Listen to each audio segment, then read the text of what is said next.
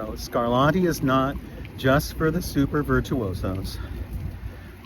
Virtuosos do not own Scarlatti's music. It's owned by everyone, and it needs to be slowed down. Scarlatti needs to be slowed down.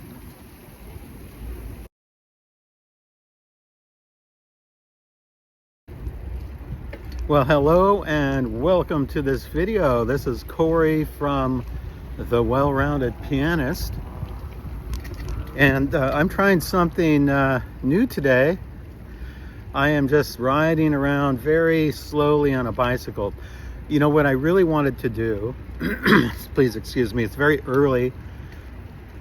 I might be clearing my throat a bit here. It's about 6:30 in the morning, a beautiful morning here in Florida. I really wanted to walk and talk about Scarlatti, because that is my current project right now, is Scarlatti Sonatas.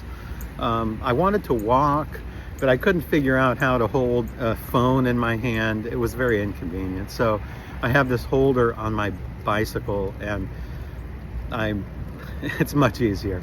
So my hands are free and I can just talk. And I'm not doing my usual sort of exercise by going fast and going on the trail and everything. I'm just going very, very, very slowly and leisurely around my neighborhood here, so I can focus on the talking and not my exercising. Okay, so the topic of this video is Scarlatti. And if you check my Bach Scholar channel, you'll see that I have been uploading a couple Scarlatti sonatas, and I plan to do more. And Scarlatti is one of my all-time favorite composers. I absolutely love Scarlatti. In fact, in some ways, I know this is going to sound very controversial, but in some ways, I think Scarlatti was better than Bach. And let me explain, okay? Yes, Bach was the master of counterpoint. We all know that, the master of a lot of things. But Scarlatti's idiomatic use of pianistic techniques was I think more practical than Bach's. You know, when you play a Bach fugue or something, it's you know, a very complex network of notes and fingerings, and you know, you play a Scarlatti sonata, and it's all filled with such enjoyable sequences that are so fun to play. And you know, he called them exercises, exercizi, if I pronounce it correctly. So they aren't just sonatas in the sense that we know sonata, but they were, in Scarlatti's day, they were known as exercises. Okay, so let me get to the point here. The main point of this video is tempo. And I recently authored a book called Tempo and Duration in the Music of Bach. It's took me 30 years to research and write. So I am the Bach tempo expert. I'm the lead, I guess I don't want to brag or anything, but I'm the leading tempo expert on Bach. I'm not a Scarlatti scholar, but I am a Bach scholar. And Scarlatti and Bach were born in the same year. Advocates for very, very fast tempos for Scarlatti's sonatas will often argue that the Italians had faster tempos than the Germans, and therefore it should be really fast because Scarlatti was Italian. Well, okay, I can understand that to a certain extent. Maybe, yeah, Scarlatti maybe played 10% faster or something, but not like 50% faster. This is what we hear in today's modern interpretations of Scarlatti. It's like a competition to see who can play the fastest. And you have to realize that Scarlatti put tempo marks on his music, on his sonatas. He wrote Allegro, he wrote Presto, he wrote Andante, he wrote Moderato. I mean, I'm sure I'm not a scholar on Scarlatti's sonatas. I mean, he has over 600 of them, but I can be pretty certain that in his sonatas, Scarlatti used all the kinds of tempos that he had at his disposal. And in my book, Tempo and Duration in the Music of Bach, I explain in one of the earlier chapters, I think it's chapter 2, I can't even remember, I talk about the idea of tempo giusto. That was in Bach's time. Tempo giusto was known as the natural tempo for the music that you're playing. This doesn't mean that everything has to have the same tempo, of course, but it means that all styles that are developed within certain time signatures and associated with certain time signatures have their own sort of tempo giustos. They have their own standard tempos. So what I have done in my book, Tempo and Duration in the Music of Bach, is the way that I have proven Bach's tempos is a statistical approach that I've taken. And that is, I've analyzed all of Bach's cantatas.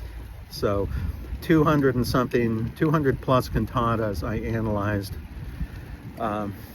And there's, it would be beyond the scope of this video to explain how I did this, but it was a statistical approach going through all of Bach cantatas and analyzing the numbers of measures that Bach wrote combined with the tempo giusto of the movement. And this whole process led to the discovery that Bach had standard tempos. Of course, let me say again, I'm not a Scarlatti scholar, I'm a Bach scholar. So I know for a fact that Bach had about a dozen standard tempos that he used for his music. And that's all he used for all his music. And he planned his tempos. Here's the thing, Bach planned his tempos before he even wrote his composition. So when Bach planned the prelude and fugue, he did not just write the prelude and fugue. He didn't just write notes down. He planned in his head, what styles do I want here? What tempos do I want here? And then he planned, in Bach's case, this is certainly not Scarlatti. Scarlatti wouldn't do this, but Bach calculated the numbers of measures that he needed in order to achieve a duration ratio between those two movements. Now, Scarlatti would never do such a thing like that because Scarlatti was not like a music scientist like Bach was today. Yeah, there were no Glenn Goulds. Okay, there were no Glenn Goulds in 1730. People conformed. Performers and composers conformed to rules. Now, let's just, for argument's sake, let's just assume that Scarlatti, okay, he's Italian and he loved fast tempos. Let's just take that argument. Okay, it's Italian, so it has to go fast. Let's take that argument. If that's the case, I can see maybe 10% faster.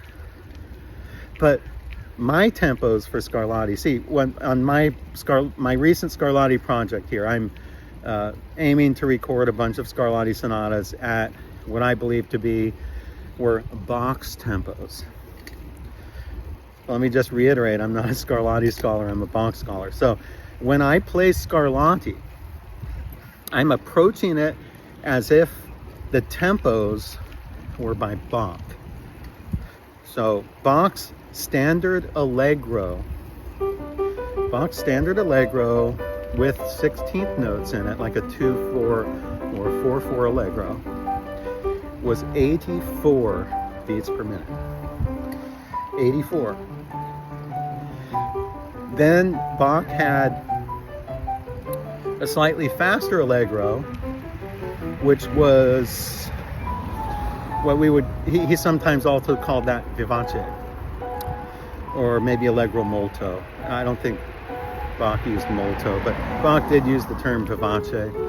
So there was a slightly faster Allegro speed Bach used, and it was 96. So Bach's main Allegro speeds for all of Bach's music, all of his cantatas, all of it, not just some, all. His standard Allegros were 84 beats per minute and 96 beats per minute. And then if you go one step above that, above 96, you get to the next level, and which is the fastest of all tempos in Bach's system, and that was the 108. 108 was Bach's Presto. So let's take a work. Let's take a work here and put it in perspective, and then let's talk about Scarlatti. So let's take the Italian Concerto of Bach. Look, the Italian Concerto. So Bach wanted to write in the style of the Italians with their nice, sprightly, fast tempos. And it is, because the Italian Concerto is, you know, I never really thought of this much, but now I'm thinking of it. The first and third movements are very fast for Bach. It has the fastest two movements in all of Bach's works. It has Bach's faster Allegro speed for the first movement, which was 96. So the first movement of the Italian Concerto is properly played at 96 beats per minute, and then, which is fast. That, for Bach, that was fast. For us, it might not be very fast. For your latest hotshot competition winner, 96 is not very fast.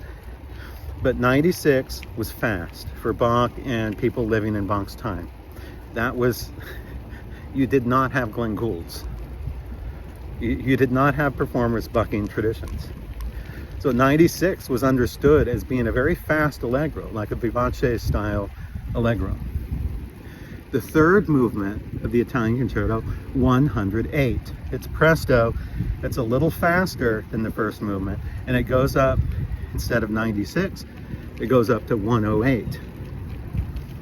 108 was Bach's Presto speed. That was the fastest speed in applied to common like duple meter pieces, like 2/4, 4/4 cut time. It is the fastest speed in Bach's entire arsenal, so to speak. If you look at all the cantatas, all the 200 something cantatas, not one movement anywhere goes faster than 108. So Bach's cantata practices were also transferred over to his non-church music, his instrumental music, and his chamber music and such.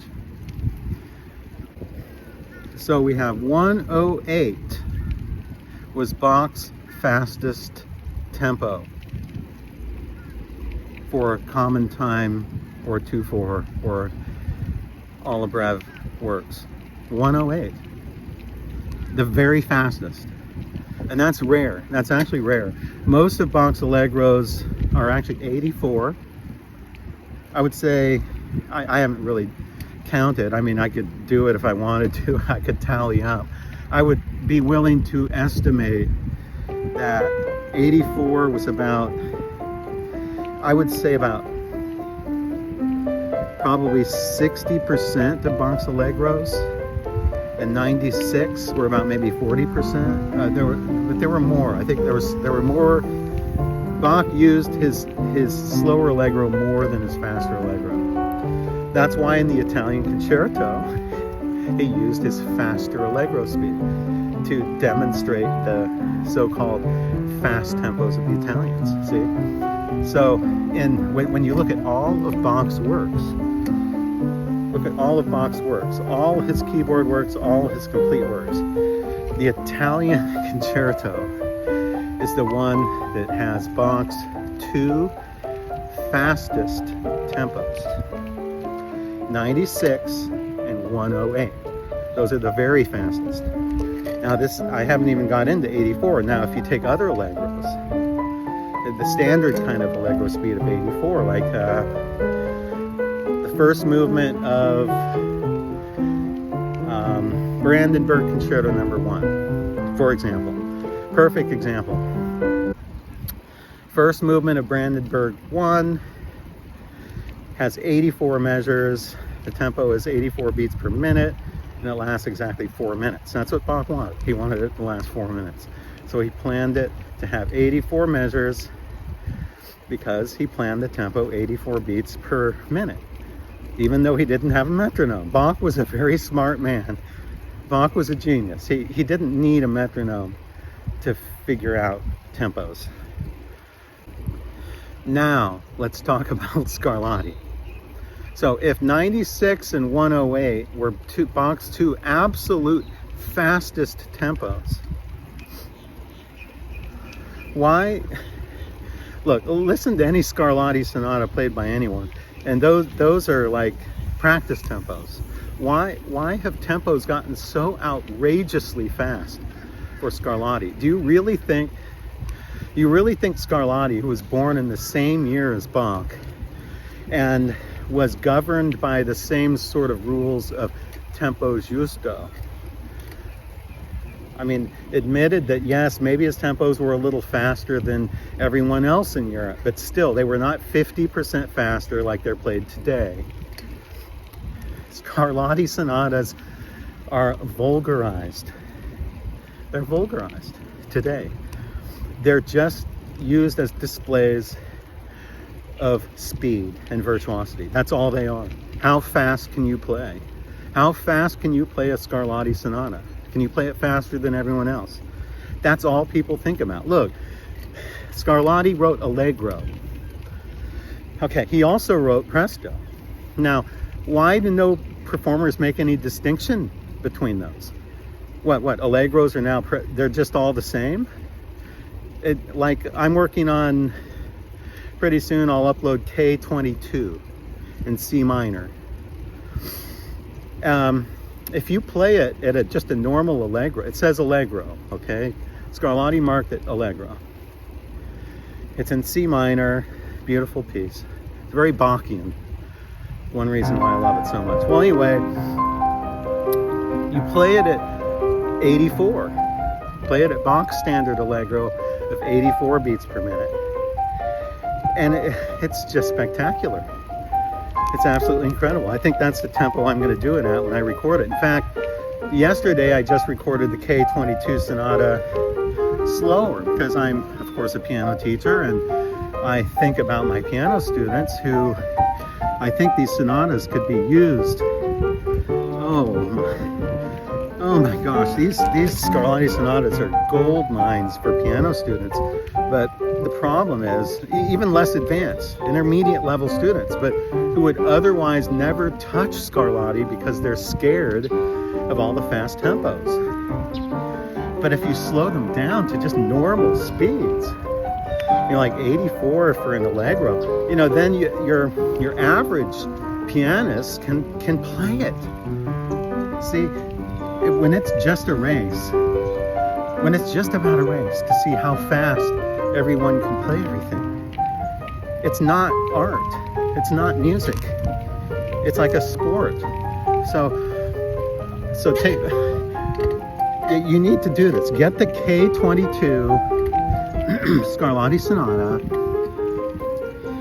and if you don't know it, if you do not know it and have never heard anyone play it, it's not going to seem revolutionary to play it at 84 beats per minute. It's going to sound great. But if you've heard it and you're a pianist and you've heard it a million times and you've heard it played at like 144, around 144 is around the standard speed for it. It's ridiculous. So look, Bach would have played it at 84. So if you put the K22 Scarlatti Sonata in front of Bach, and it says Allegro, and it's in 2/4, there would have been two options for Bach.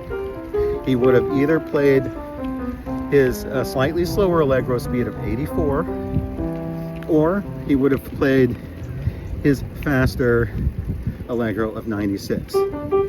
And I think, I don't know, it's a toss-up, but I think in this particular case, in this K22 Allegro, I hear it as being a little more majestic because of just the great counterpoint and that pedal point at the end. This is so beautiful. It just needs more gravity. So I think that it speaks better at the slightly slower Allegro, the 84. That's the standard Allegro for Bach. So Bach most likely would have played 84 beats per minute if he were confronted with the Scarlatti Sonata K22.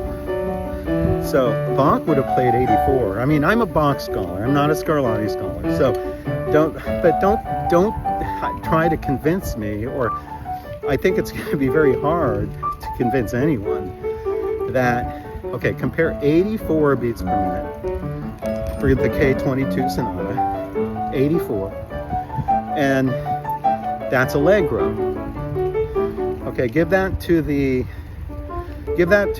you know, a fairly talented piano student, amateur piano student, and who can play 84. That's going to be an accomplishment. See, Scarlatti didn't write his sonatas for, you know, the Glenn Goulds and the super virtuosos of the day. I mean, Scarlatti and Bach were very practical musicians. They wanted keyboard students to play their music. And in order for them to play their music, it had to be playable.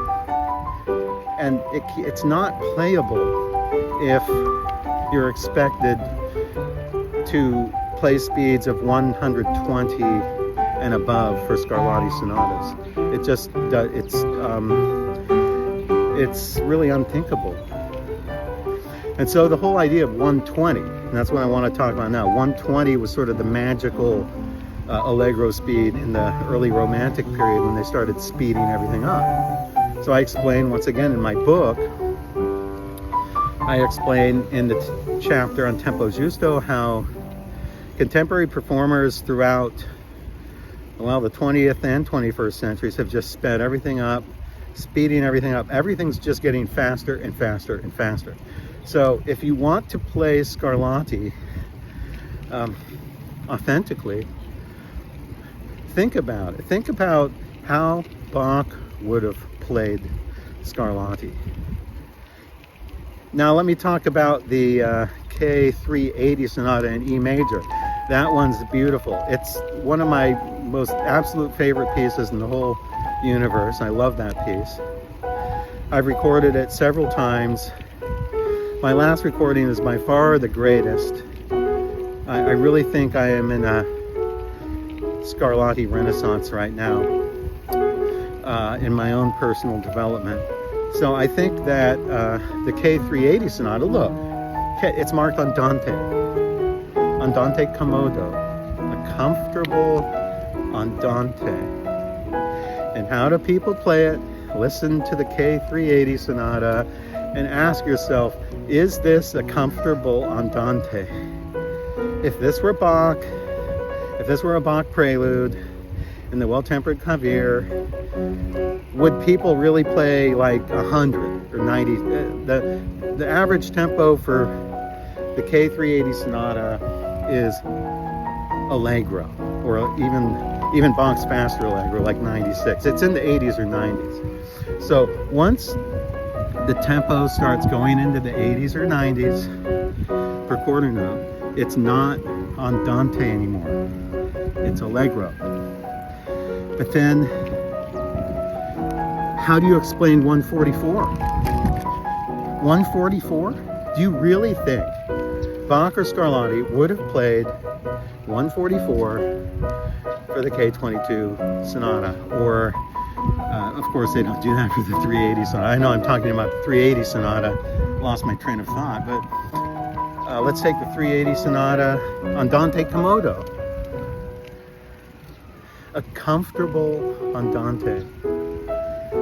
Does it really sound like a comfortable andante when you listen to how most performers play it? If the K380 Sonata were a prelude in Bach's well-tempered clavier, would everyone play it at like in the 80s or 90s like they do now? They play it like a happy-go-lucky kind of piece, a little happy dance piece. But it's not. It's a very lyrical andante. It's not adagio. No, it's not adagio. No, adagio is a different thing. It's andante. Bach's andante was, standard andante was 63 beats per minute. I mean, it can also vary depending on the note values and the time signature, but generally speaking, 63 in the 50s and 60s was Bach's sort of andante range. Sometimes the 40s too, like 48, but that would be with more, you know, like with more 30-second notes in it. Anyway, if you listen to the K380 Sonata, it's ridiculous. People turn the andante into an allegro. No one would do that with Chopin. Wait, would you ever take a Chopin nocturne that Chopin marks andante and turn it into an allegro? No, I don't think anyone would do that. But why is it okay to vulgarize or to misinterpret Scarlatti, but it's not okay in Chopin? Well, I don't understand. It's perfectly okay to just play Scarlatti sonatas as fast as you can humanly play them. Tempo's not important. It doesn't matter whether it's Allegro or Presto. It's all just really, really fast. Just play them as fast as you want. This is ridiculous. Do you see what the Scarlatti performing world has come to? It has come to this. It has come to, it's just a competition to see how fast everyone can play. But now for an experiment. Go and listen to the I haven't recorded the K22 Sonata yet. But do this. Go, I've recorded 2 Scarlatti Sonatas so far in my new project, and I'm planning on more. So go to my channel, listen to the K380 and then the K477. One of my all-time favorite sonatas. K477. Marked Allegrissimo. It means very fast, a little faster than Allegro. Well, listen to my performance of those 2, and then listen to everyone else's. It's like you can't even tell it's the same piece. It's different music. My K477 is a entirely different composition than virtually any other pianist who try to play it as fast as they can possibly play it. My K477 is the slowest on record. It's the slowest you'll find anywhere on YouTube. Yet, it is one of the best. And because I play more at a Bachian style tempo, and also I like the articulation too. I love what I did to that sonata. Also K380, one of my finest performances on YouTube. K380. Listen to my performance, then listen to everyone else's, and ask yourself, which one is really andante? Which one is andante? Is it me or them? So you need to, I think, you know, if you want to stay true to the music and stay true to the time period and be faithful to the composers who composed the music,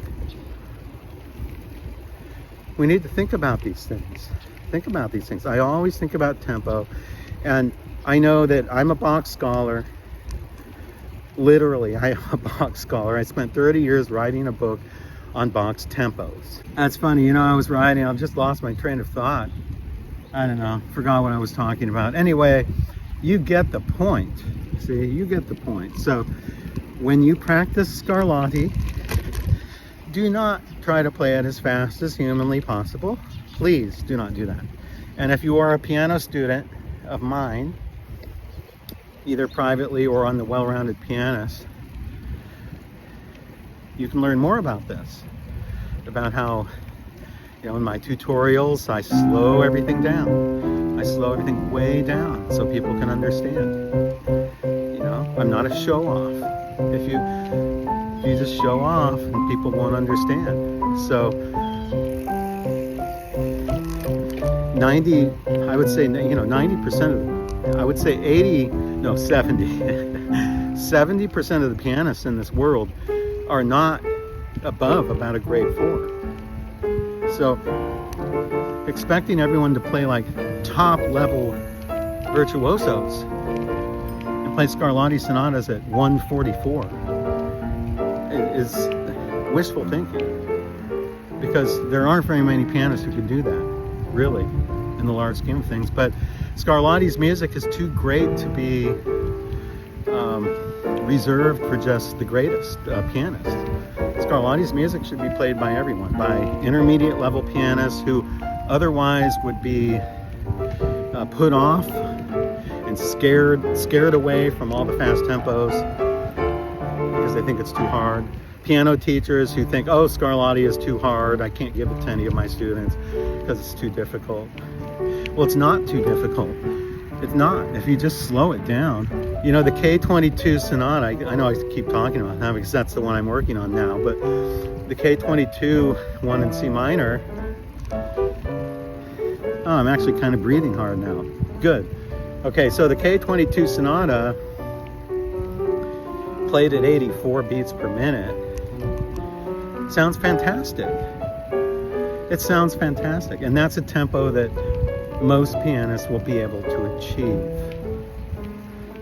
So Scarlatti is not just for the super virtuosos. Virtuosos do not own Scarlatti's music. It's owned by everyone, and it needs to be slowed down. Scarlatti needs to be slowed down. Thank you for watching me in this video.